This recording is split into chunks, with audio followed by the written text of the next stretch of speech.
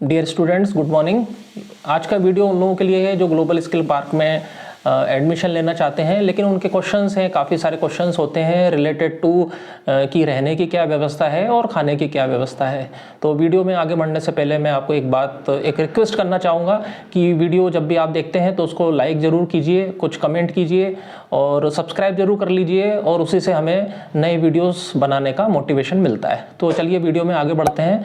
तो ये वीडियो है कि ग्लोबल स्किल पार्क में रहने की क्या व्यवस्था है और खाने की क्या व्यवस्था है। देखिए, ग्लोबल स्किल पार्क की अगर अपन फीस की बात करें, जो ट्यूशन फीस है, जो कोर्स की जो फीस है, वो उनकी वेबसाइट पे मेंशन है, दिया हुआ है, तो उसमें कोई कन्फ्यूज़न स्टूडेंट्स को नहीं है, वो आसानी से वहाँ से देख सकता है। लेकिन बात आती है कि रहने और खाने से रिलेटेड क्या खर्चा होगा, क्या व्यवस्था है ग्लोबल स्किल पार्क की तरफ से, वो उनकी वेबसाइट पे उतना अच्छे से मेंशन नहीं है। ठीक है, तो स्टूडेंट्स बहुत कंफ्यूज होता है कि भाई रहने की क्या व्यवस्था है, हम भोपाल तो आ जाएंगे लेकिन रहने की क्या व्यवस्था है। तो यहाँ मैं आपको बता दूँ कि ग्लोबल स्किल पार्क के ही कैंपस में ही उनका जो हॉस्टल बना हुआ है, उसमें आप फ्री ऑफ कॉस्ट आप रह सकते हैं, चाहे आपकी कैटेगरी कोई भी हो, चाहे आप जनरल के हों, चाहे आप ओबीसी के हों, चाहे आप SC ST के हों।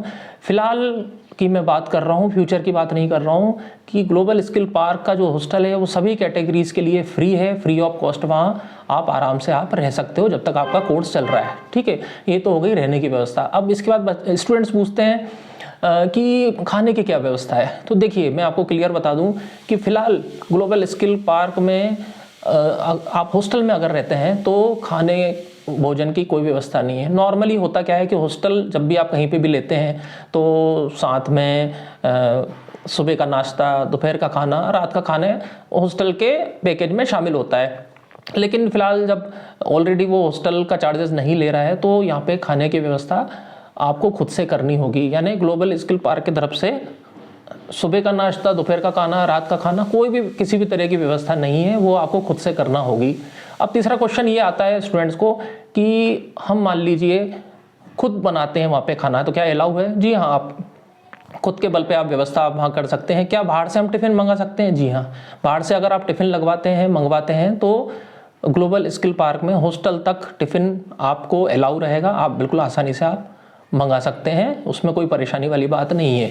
ठीक है, और इसके अलावा भी बहुत सारे स्टूडेंट्स ऐसे होते हैं जो छोटे शहर से हैं, छोटे गांव से हैं, और उन्होंने भोपाल कभी नहीं आए हैं। ठीक है, और भोपाल में उनको थोड़ा सा डर लगता है कि भाई बहुत बड़ा शहर है, राजधानी है, हमको डर लग रहा है, या कोई उनको जानकारी नहीं है। तो भोपाल एक अच्छी सिटी है, यहाँ पे डरने जैसा कोई दिक्कत नहीं है, और मेरे घर के पास ही है ग्लोबल स्किल पार्क।